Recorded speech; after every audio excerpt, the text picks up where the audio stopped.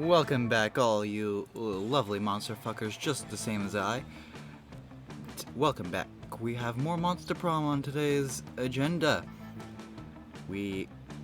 Today, we're gonna treat ourselves and do a poly run. One player, first term, short game. Spooky high school, the sweetest years of our lives. Back then, we were young and unafraid.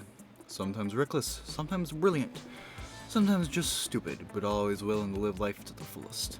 We were on a wild journey to discover who we really were.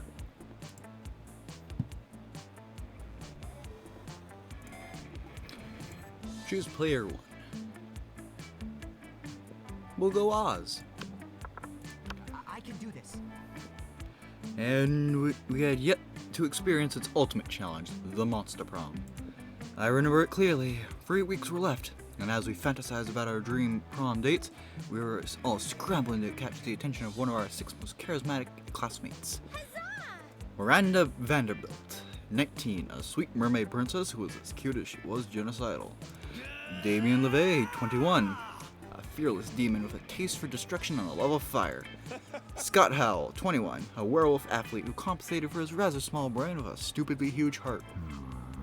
Liam DeLancourt, 400 and something, a hipster vampire whose standoffish demeanor hid that he was truly a lovable dork. Yay! Polly Geist, probably 21, a party ghost with an insatiable hunger for all the wrong things. What? And Vera Oberlin, 23, a mean, self-made Gorgon with a merciless sense of business. It was clear, it had to be one of them. But who? We only had 3 weeks to choose our prom date, and even more daunting, we only had 3 weeks to woo them and conquer their heart. But as I already said, we were young and unafraid, and we were ready to start. Welcome to Monster Prom, stupidest pop quiz ever. All minds are rotten, but they are rotten in so many different ways. Worry no more, we're now using our PhD in bullshit to diagnose which kind of deviant sicko you are. Monster Prom, stupidest pop quiz ever, TM will throw a bunch of absurd questions at you and turn your answers into your character's stats. This way, each of you will start by having stats that better reflect your true selves. Let's start. You get the chance to produce a movie. It's based on something about superheroes, but with a love triangle between a beautiful yet somewhat relatable girl. Maybe she's always stating she's a mess, and 2 of the super hot superheroes, which are also like vampires or pirates or both. Instant hit. 2 guys walking away from rad explosions, and they don't look at the explosions. They don't give a fuck about the explosions. They reflect on life and love, but it is super dope and kick-ass because they do so walking away from never-ending explosions. The most influential Russian novelists of the 19th century have gone nuts. They don't remember anything about last night, and now they can't find the manuscript of the Brothers Karamazov. And Dostoevsky has to deliver it today. What is your soul emoji? The emoji that speaks the truth of your soul. Caucasian guy with a turban, because fuck stereotypes. Octopus emoji, best animal on earth. I know 5 mixed drinks, 3 drug cocktails, and 17 sex positions that involve 1 or several octopi. Snowman, because that motherfucker is in the middle of a blizzard, and he's fucking smiling. He doesn't give a shit, fuck about that blizzards. He doesn't give a shit about the mazer, and he has a kick-ass hat.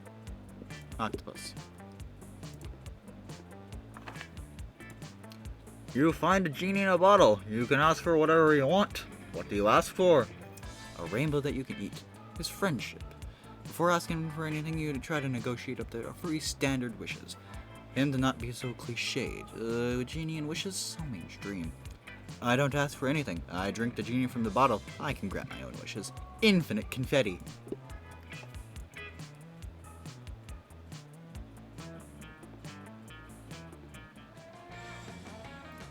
All right. To the bathrooms. That day you skip class and just hang out in the bathrooms because you respect no authority. I guess some people just want to watch the world burn. By skipping class and hanging out in the bathrooms, you give 0 shits, but you gain 2 boldness. Later in the halls, you run into Polly and Liam, who seem to be talking about some kind of flyer. The flyers for an upcoming music festival, Howlapalooza. So, we agree on everything for Friday, right? Yeah, pretty much. And Saturday, we should totally go to Messer Chups and imagine a fucking dragon. So, Sure, those bands are great. And then at 3 a.m., I want to check out that guy in the parking lot who just makes a cacophony for 2 hours. Ghosts are super into cacophonies, but at 3 a.m. I wanted to go to MC Griffin. Cool. I mean, it's a freaking Griffin that raps. It's the hottest shit right now, Liam. You know, the hottest shit right now isn't the criteria I used to pick the artists I want to see, right? Yeah. A Griffin that raps, Liam.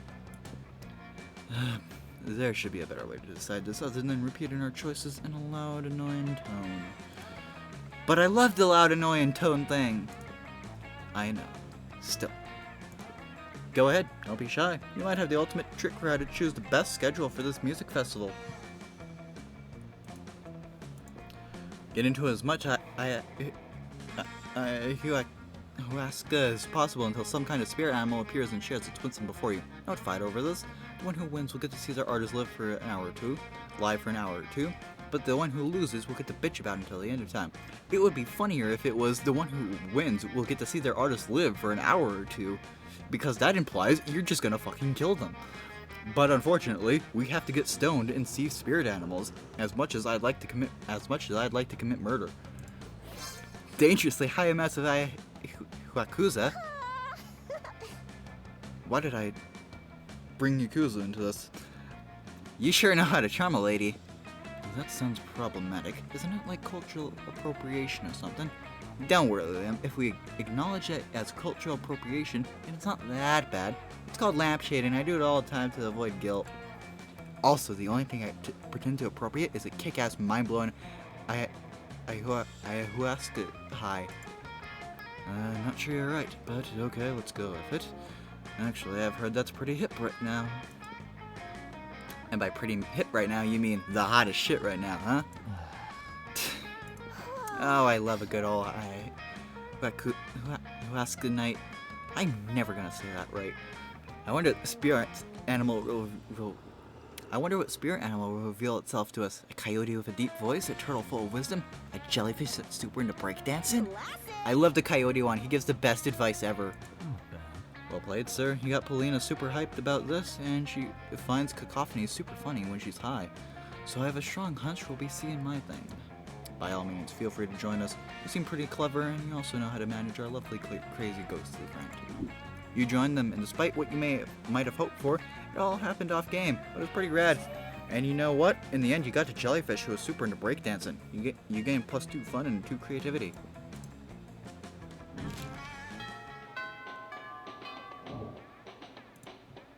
all right. Listen, y'all, you can totally sit with us. I just hope you didn't bring a gun to a bazooka fight. Yeah, we're showing off our best flask. Well, not the best flask exactly, but the best contents. Good God, are little actual flasks of alcohol openly allowed in the school cafeteria? Are there no rules? Apparently not, because Polly starts setting a series of flasks down on the table. Okay, so this is beer, a WC wine, whiskey, ethyl alcohol, the soul of an infant. Ha! Weak. This is radioactive absinthe, this is fire, and this is literal poor life choices. Okay, but this one has another smaller flask inside. It is the ultimate flask. They could probably go on like this for goddamn ever. Maybe you can cut in with the craziest thing of all. But think carefully about whom you want to impress with your flask contents. Get ready for the most hardcore badass thing. This flask contains an ancient genie that grants you 3 wishes. But I'm totally drinking it because I don't give a fuck. I grant my own wishes. Want to get a dope party started? This flask has ultra whiskey, which you can only get when you make 2 bottles. When you get 2 bottles of the best, purest whiskey, and make them mate. Heck yeah! It's rage.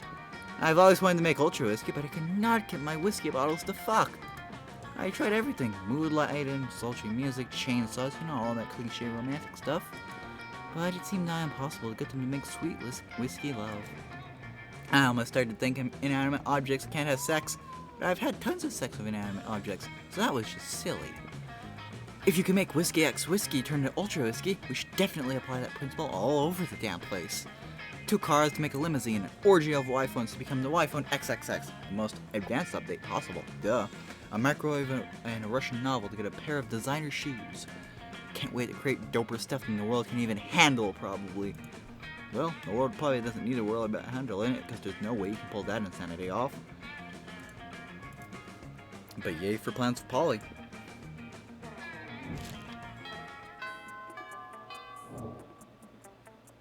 All right.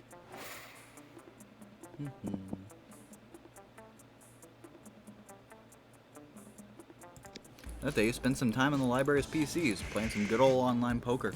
Gambling seems like a stupid and dangerous decision. But who cares? This time it paid off, so fuck it. You gain 2 money. You're just getting ready to leave when you get a text from Polly. Hey baby, let's party. How can you refuse such a formal missive? You track her down immediately. Hey, you got my text? That's good, because I need some help brainstorming. I'm going to a party tonight. I'm pretty sure it's going to be lame, and that needs to change. See, it's a costume party, you know, where everyone dresses up as their favorite humans? I'm going as a sexy tax attorney. But I'm not sure even the sexiest tax attorney can rescue this party from the depths of lamitude. So, got any ideas to help spice things up? Oh, you got some ideas, and they're the spiciest. Spiked punch of magic root. It turns monsters into actual humans. Okay, you go as a sexy tax attorney, I'll go as a sexy tax evader. Later that night at the party. This is nuts! Look at all these humans in human costumes! Georgina the party owlbear totally just turned into a sumo wrestler. And Larry the Lich looks exactly like former United States President Abraham Lincoln. Oh, Larry doesn't just look like Lincoln. He is Lincoln. He has all of Lincoln's memories up to the moment of his death. Every newly transformed human at the party comes complete with a full lifetime of memories, a childhood, family, and friends. They have no recollection of their lives as a monster and are all currently going insane from the cognitive dissonance. Maddie and Manticore just turned into a retired cop who's screaming for his estranged wife and 2 sons. Pranked! In about 4 hours, all of these newly created people will revert to their previous forms, essentially murdering these new identities. LOL. In the meantime, you and Polly have a great time scaring the shit out of actual humans and streaming it online. You gain 2 creativity and 1 fun.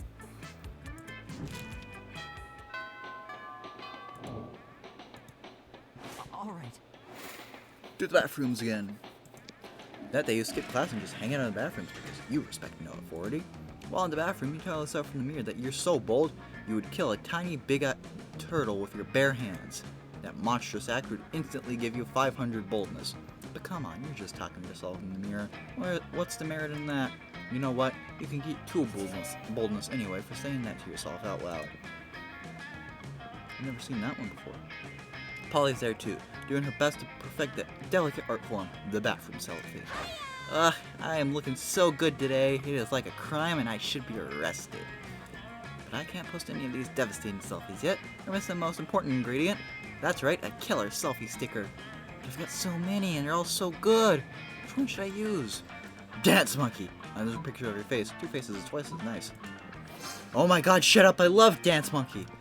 Dance Monkey, the monkey who dances. An international sensation. Are you telling me you have the official Dance Monkey Dance Team limited edition selfie sticker? That one where you can see Dance Monkey's entire red ass? Send it to me. Send it to me now. I'm gonna make him rub his ass in my face. Cheek to cheek. You're delighted to finally find someone who is as into Dance Monkey as you are. You get 2 charm and 1 fun.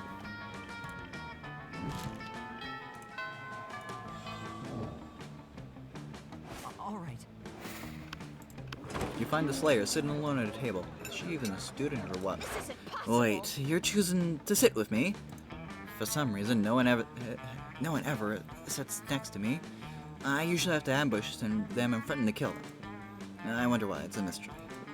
Anyway, I'm really happy I'm flattered that I actually wouldn't give a shit about you under normal circumstances, but today I am on a quest.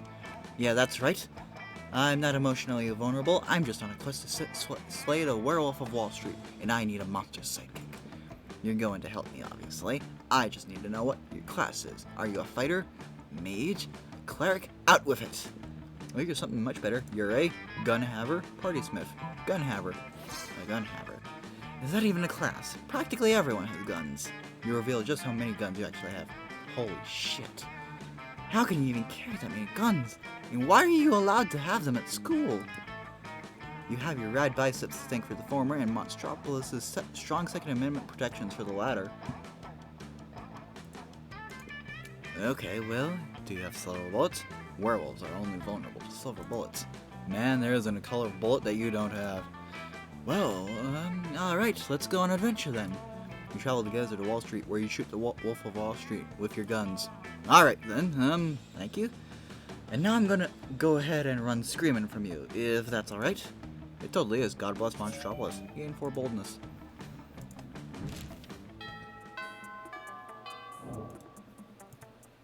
All right.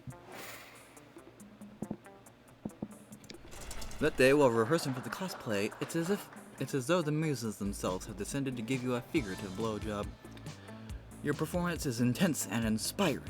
It will be remembered for generations, which is pretty rad by high school play standards. You gain 2 creativity. On your way out, you spot Polly still wearing the lab coat she stole from that human party the other night. She takes it off and throws it at you to get your attention. Yo!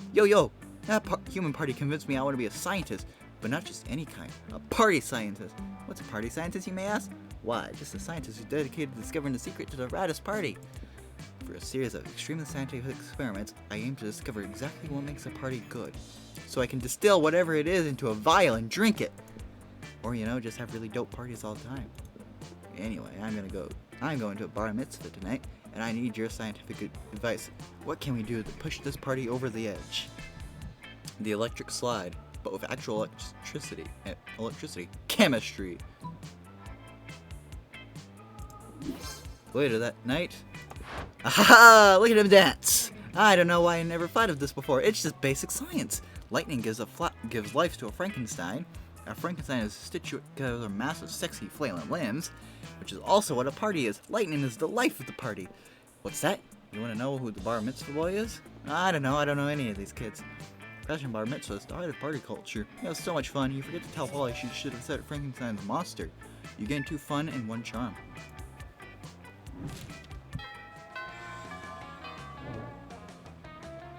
All right. That day, an epic dodgeball match takes place. Everything seems lost, but you deliver an inspirational speech that fuels her team spirit, leading to a spectacular comeback. You're clearly a natural-born leader. You gain 2 charm. You're getting ready for another round of, you guessed it, dodgeball, when Polly flags you down. Hey, you know what I realized? Gym is the one time we're actually encouraged to judge the way students handle each other's balls. Before you can even begin to think of a response, a giant interdimensional rift opens in a gymnasium, and out pops the ever-persistent interdimensional pit. My dearest Lady Paulina, worry not, my love, I am here to whisk you away to the safety of my dimension. Safety? From what? From what? Why, from this unceasing war you seem always to be caught in the middle of.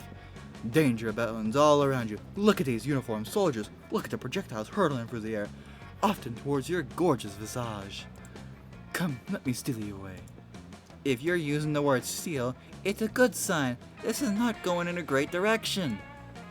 But the interdimensional prince is too focused on saving Polly from the horrors of war to listen to reason. He grabs her by the arm and is about to pull her through the interdimensional rift when you call out to him.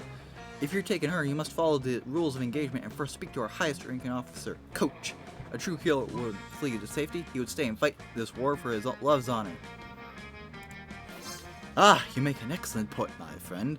Fear not, Paulina, I will fight for your honor, defeat your enemies, and then abduct you back to my realm, my dimension.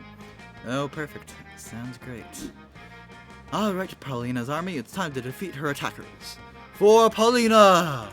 The prince rushes the opponent team with gusto, ready to destroy the dastardly beings determined to hurt his uninterested bride.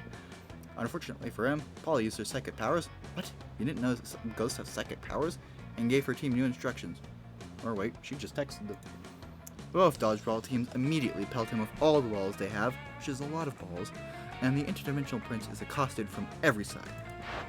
No, Paulina, why? The betrayal hurts. And so do these balls. Yeah, with a final ball to the head, ironically thrown by his beloved Polly herself, the interdimensional prince is knocked unconscious. A rift in space and time opens up, and a pair of concerned-looking servants carry the prince back through the rift, which then closes behind them. Sweet! This is the most fun I've ever had playing dodgeball. We should knock people unconscious in PE every day, Yellow. Man, if that doesn't sound romantic, what does? You gain 2 charm, 1 charm, and -1 interdimensional prince.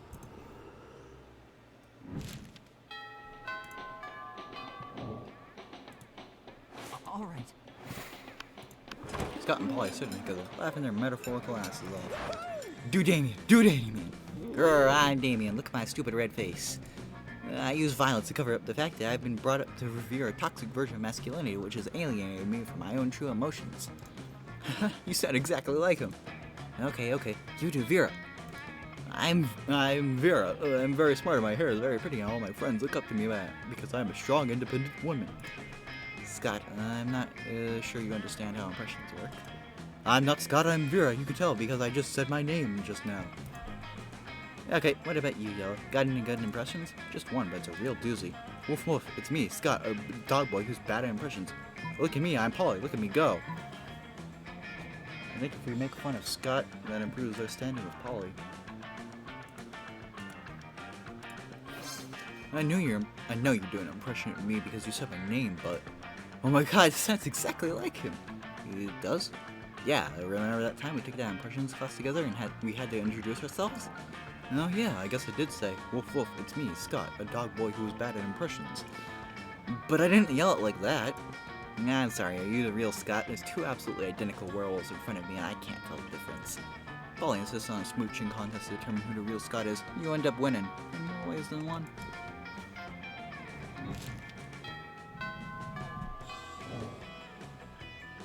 All right.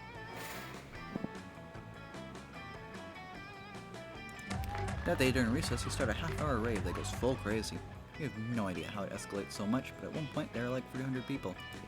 Someone summons demons from a nightmare dimension. Consequences might distort the fabric of reality itself, but who cares, it's a rad party. You're getting too fun. But none of that matters. You're late to meet Polly for more party experiments. Alright, our research is progressing well so far, but we've got a limited sample size. I need to know that we can make any party the best, not just some parties. So tomorrow morning, we're gonna crash a funeral. If we can make that fun, we can make anything fun. So brainstorm time, how can we put the fun back in the funeral? Possess the body of the deceased, bringing him back for one last party. Bouncy castle.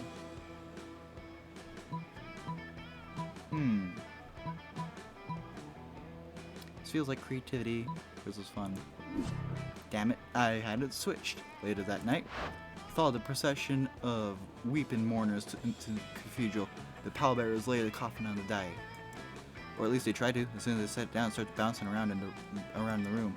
The lid flaps open, revealing the corpse's sallow face and lifeless eyes. Hey, why is everyone screaming? This was my friend's awesome idea. Remind her that you suggested a bouncy castle. Really? I thought you said bouncy coffin. You've got to learn to enunciate when I'm drunk. Somehow, this still ends up being your fault. The mourners make you chase down a bouncy coffin. You lose 2 fun and 1 boldness. We're fine. That's fine. We flubbed the secret ending, but... Hey, Boo! Ask Polly to prom. All right. You finally pluck up your courage and ask your beloved to go to Monster Prom with you. Prom night? Yes! You seem like the kind of person that would have us both in a night in the hospital. And that's the kind of unnecessary danger I like in my afterlife. Let's go. It's time to make some wild and poor life choices. Let's party till You ate some dawn. good old ayahuasca and cupcakes to make sure that the date will be as crazy as possible. Then you spent all night dancing at prom. Or that was what you thought you did. In reality, you were in the middle of the desert dancing with 3 wizard hobos, a guys in stuffed animal costume, and the incarnation of an ancient god. Still, best night ever. Yellow, most likely to survive for a year drinking only his own pee. Polly's quote, "One less piece of unfinished business, suckers."